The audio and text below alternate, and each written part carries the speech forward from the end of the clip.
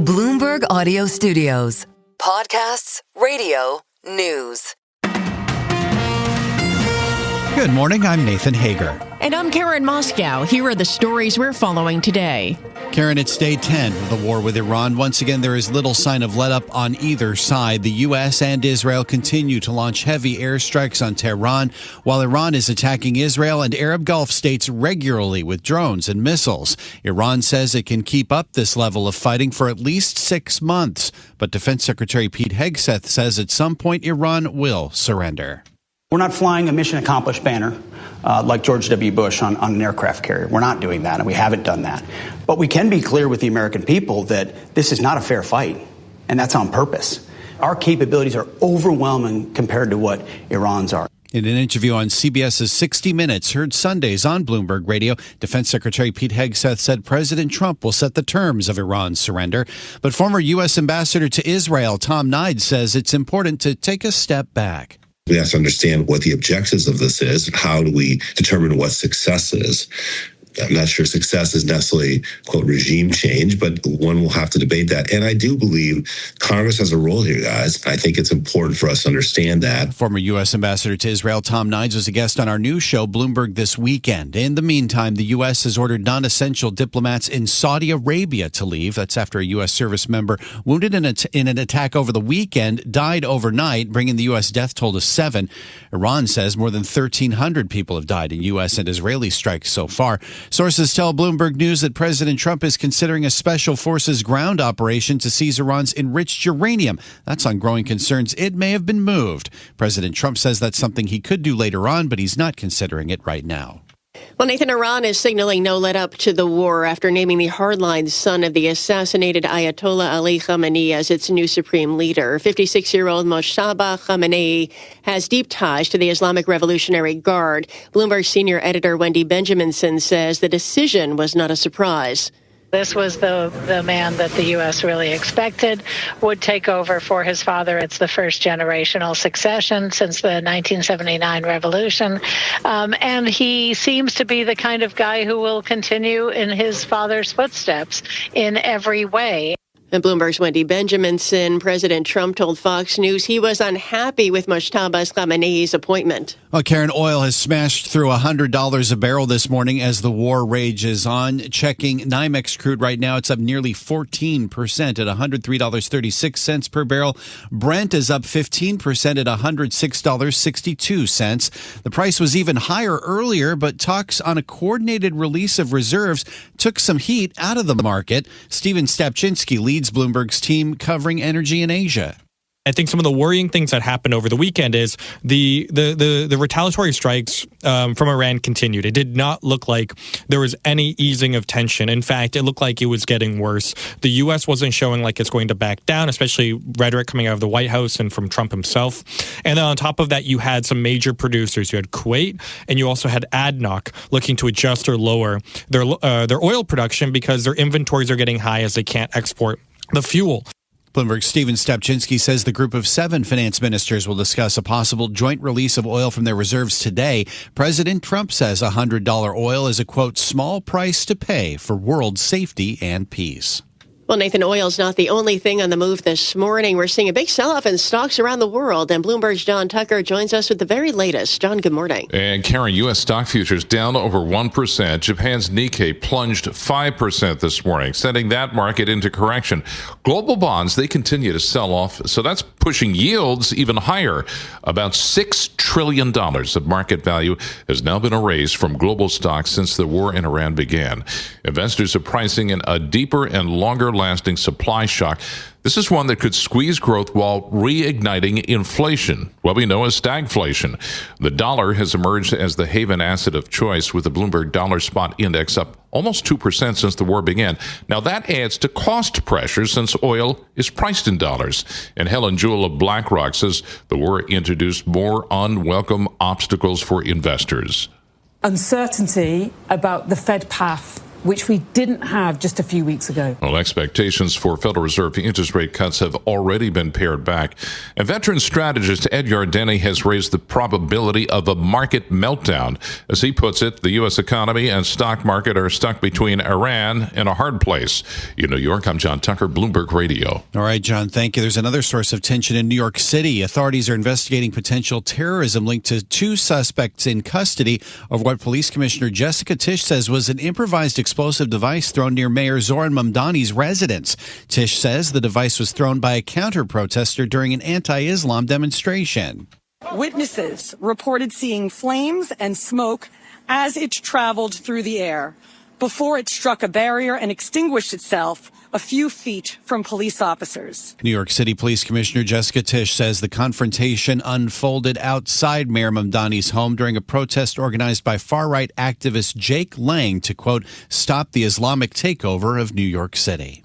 Well, in Europe, Nathan, Chancellor Friedrich Merz suffered a setback after his Conservatives lost a crucial state election to the Greens. The loss is ominous for Merz, whose authority will be tested in 4 more regional elections this year. Turning back to markets now, Karen, Bloomberg News has learned Live Nation's close to settling a federal antitrust lawsuit accusing the company of illegally monopolizing the live music industry. The settlement discussions have intensified since a trial kicked off last week. Under the proposed plan, Live Nation's Ticketmaster subsidiary would eliminate some exclusivity in ticketing contracts with concert venues, as well as make some concessions around the use of its amphitheaters. Nathan, a vote of confidence for NVIDIA billionaire Leo Kwogwan doubled his stake in the chip giant to 2 million shares. While small relative to his $13.4 billion fortune, as measured by the Bloomberg Billionaires Index, the acquisition is a notable move by Kwogwan, whose net worth for years largely has been tied up in just one stock, Tesla. And this program note, Karen, markets may close on Fridays, but the world doesn't, and that's why we are bringing you a new live radio and TV show, Bloomberg This Weekend. It looks beyond the daily headlines to the bigger themes driving politics, business, and culture. Join David Gura, Christina Ruffini, and Lisa Mateo for smart conversations and in-depth interviews that help make sense of the week that's been and what comes next. Get Bloomberg This Weekend live Saturdays and Sundays from 7 a.m. Eastern on Bloomberg Radio, television, and the Bloomberg Business app.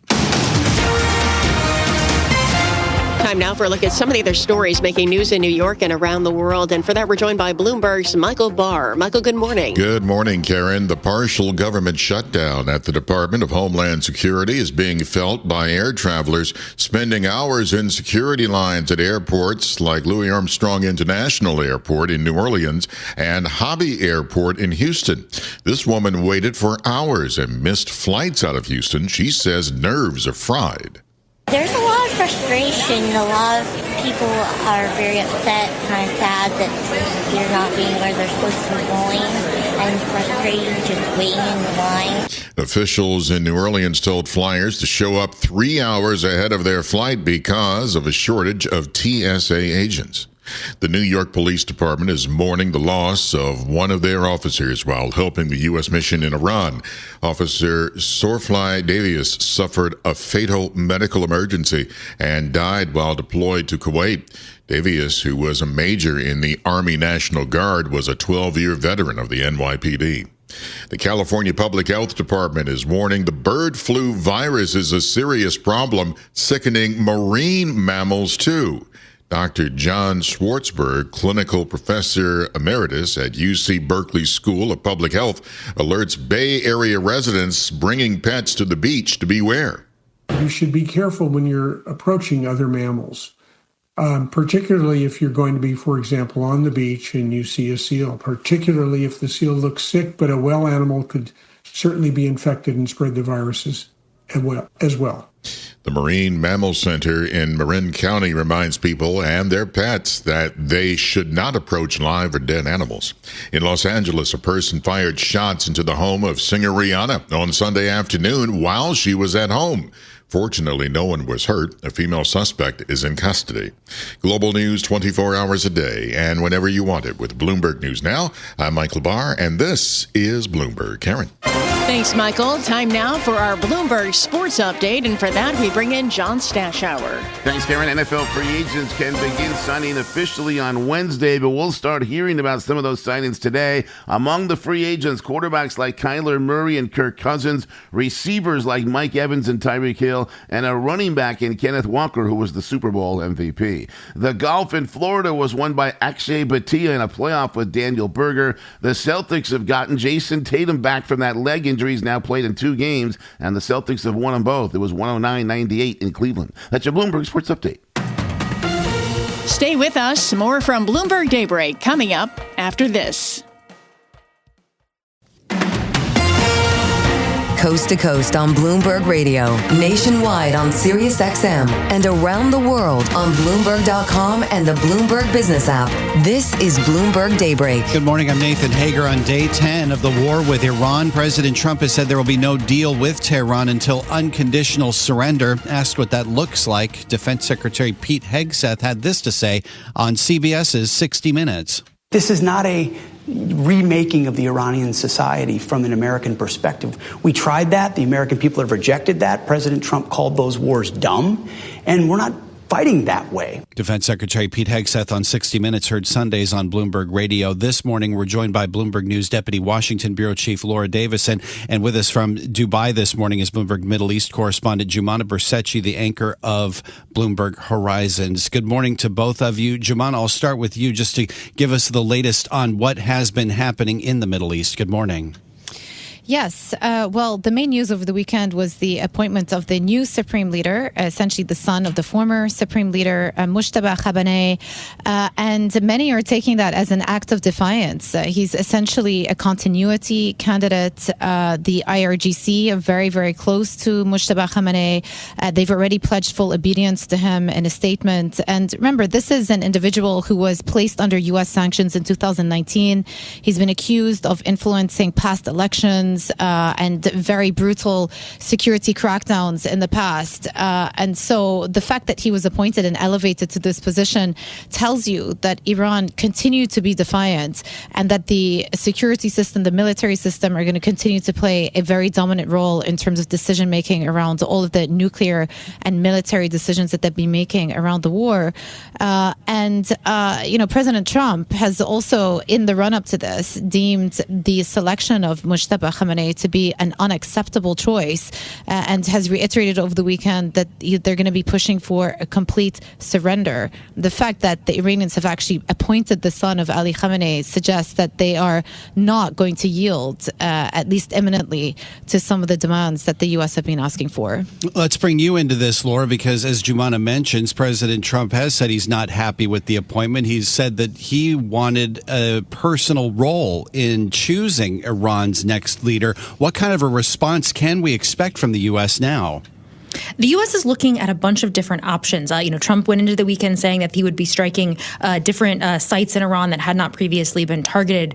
We've really seen a broadening and an escalating of the war over the weekend as there's been additional strikes. The U.S. is also reportedly considering looking at some sort of special operations ground strike. This would go against what Trump and other top officials have said in recent days, that they're not in sending any ground troops, no ground operation. This one would specifically focus on looking at securing the enriched uranium supplies and somehow taking that away from the Iranians. This, of course, would be a really big escalation, both in terms of exactly the U.S.'s role here, but also in terms of risk. That this is a much riskier expedition than what's been happening so far. And this is really, as we've just seen, safety concerns spread across the region. The U.S. Embassy in Riyadh, Saudi Arabia, they've asked all diplomats who are not emergency personnel to leave along with their family members. This is the first of such of those orders. Not to mention all of the economic spillover effects we've seen with oil smashing through that $100 a barrel marker, and just at least so far today, both in Europe and Asia, markets really not responding well, which creates a political problem for Trump at home. Well, what do we know, Jumana, about the situation on the ground in Tehran right now, where the possibility is of the uranium being located, and what kind of damage Tehran has been under at this point? Well, let me just go back to your first question. I think, in many respects, to go back to what I was saying about Mojtaba Khamenei, he does represent continuity of the regime and the very strong presence of the Revolutionary Guard Corps. So, from that perspective, he represents everything that all of those demonstrators were protesting against earlier this year. However, there's little sign of the system collapsing from within, and there has not been any reporting or recent reporting of demonstrators taking to the streets. If anything, there has been reporting of the Iranian regime preparing the paramilitary force, the Basij, to get ready in case people start taking to the streets again. Now, as for the location of the enriched stockpile, this has been a question that has been toying, I think, the minds of experts ever since the 12-day war from last June. But satellite imagery, even in the run-up to this war, the most recent war, suggested a bit of activity around the Isfahan site. And the latest reporting that Laura was just citing there, that U.S. officials are considering sending a specialized force over there to help somehow retrieve that enriched stockpile would take place around the Isfahan site because of increased detected activity on satellite imagery that we saw in the run-up to the war. So, of course, it is very risky. And ultimately, it boils down to two choices. If they want to take on that risk and put troops on the ground to go and try to retrieve the stockpile, they've got two things that they can do with this. They can try to extract it from the country, which is similar to what happened in the run-up to the JCPOA, or they can try to dilute it. But at a time of, extreme war and targeted military operations with Iran on the offensive, again, it raises a lot of question marks about sort of what the security situation would be if the U.S. were to commit to sending troops or extra personnel to Iran to try to retrieve this uranium. We're speaking with Bloomberg Middle East correspondent Jumana Bersetchi in Dubai, along with Bloomberg News Deputy Washington Bureau Chief Laura Davison. And just picking up on what Jumana was saying in terms of the security situation in the Middle East right now, of course, we've seen Iran respond to U.S. and Israeli attacks with retaliatory strikes across the Middle East. And now the news overnight that the U.S. Embassy in Riyadh is being ordered, and all of Saudi Arabia is being ordered to get out of the country in terms of American citizens there. What is the potential now of a wider war? What is the signal that the U.S. is sending by essentially evacuating Saudi Arabia? This is a signal that the U.S. expects that there will be more strikes, bigger strikes, broader strikes. It was the same, a similar but more targeted signal we saw the State Department send before the war began, just 9 days ago, asking diplomats and non-essential people, giving them the option to leave some of the embassies in the region. These orders are essentially a precursor for an expectation that things will get more dangerous, not less. And this is kind of the same sort of, sentiment that we've really seen ripple across the globe today, of both from on the market side as well as from the diplomatic and geopolitical side, realizing that this is likely not going to be a short-term conflict and that this is something that will last weeks, if not months, but there's no real clear end in sight. With both sides, both Iran and the U.S., saying that they want the other side to surrender, they're not willing to negotiate, and there's no clear out yet, particularly because the U.S. has not articulated what it sees as success here. Trump has talked about regime change. He's talked about, Iran being disarmed, but there's been no clear sense here about, what the U.S. is actually seeking. And the response from the Middle East, as you know, Jumana, has been curtailment of oil production from several countries, including Kuwait and Qatar with the liquefied natural gas. This news that the G7 might be considering a joint release from their reserves has taken some pressure off the market this morning. But what are you looking at in terms of market impact right now? Yeah, the oil price moves this morning have been nothing short of extraordinary. When I was on air a couple of hours ago, we got very close to $120 a barrel. Where Brent was trading. At around the same time, these reports came out suggesting that the G7 finance ministers were having an emergency meeting to discuss the release of strategic petroleum reserves, those SPRs. And on the back of that, you saw some of the gains get erased, but we're still up anything from 10 to 15% just today. And so this really does speak to tightening physical supply. And, speaking to many experts in the industry, the analysts around, the main main problem here is not necessarily the fact that these sites have sustained a lot of damage, because they haven't. They can still produce if they want to produce.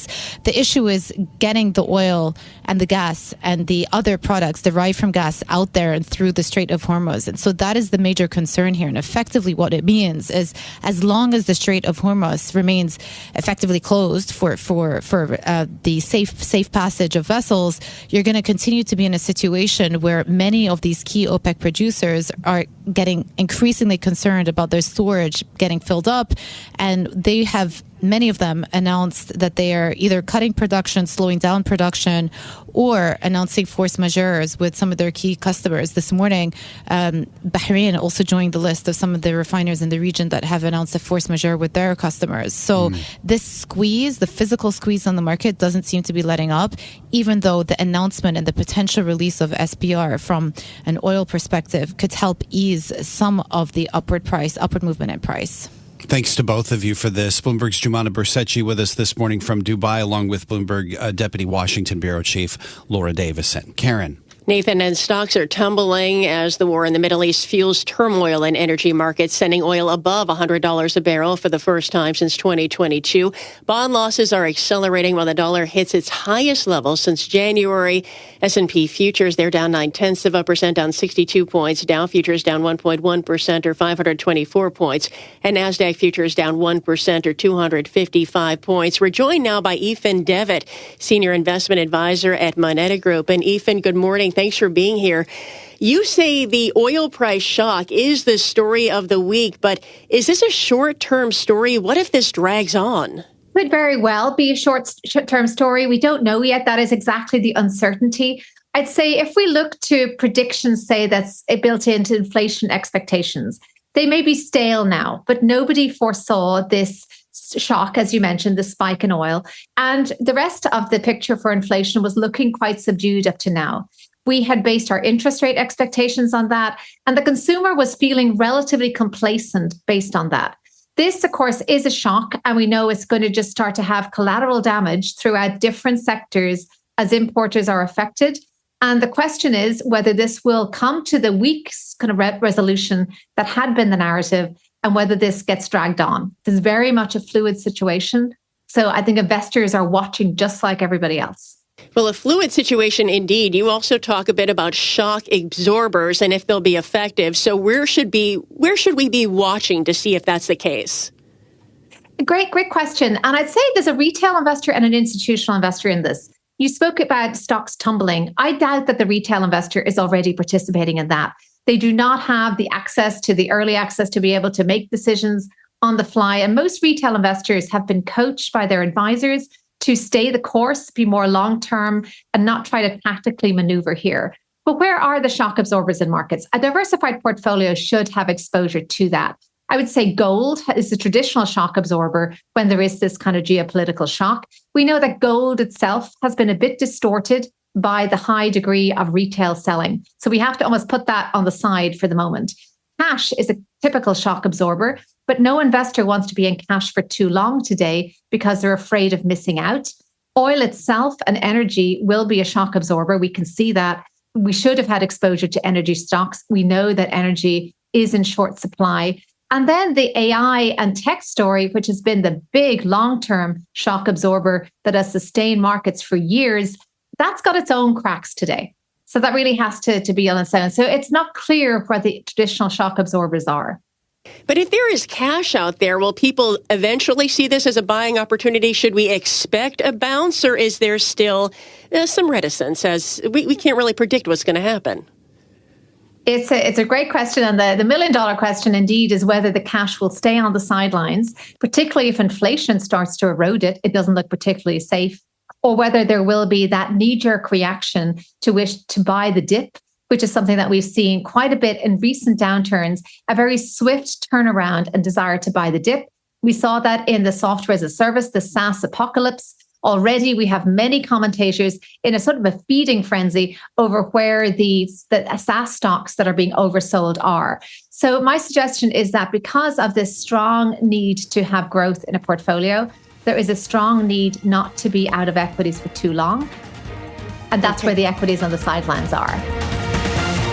This is Bloomberg Daybreak, your morning podcast on the stories making news from Wall Street to Washington and beyond. Look for us on your podcast feed by 6 a.m. Eastern each morning on Apple, Spotify, or anywhere else you listen. You can also listen live each morning starting at 5 a.m. Wall Street time on Bloomberg 1130 in New York, Bloomberg 99.1 in Washington, Bloomberg 92.9 in Boston, and nationwide on Sirius XM Channel 121. Plus, listen coast to coast on the Bloomberg Business app, now with Apple CarPlay and Android Auto interfaces. And don't forget to subscribe to Bloomberg News Now. It's the latest news whenever you want it, in 5 minutes or less. Search Bloomberg News Now on your favorite podcast platform to stay informed all day long. I'm Karen Moscow. And I'm Nathan Hager. Join us again tomorrow morning for all the news you need to start your day right here on Bloomberg Daybreak.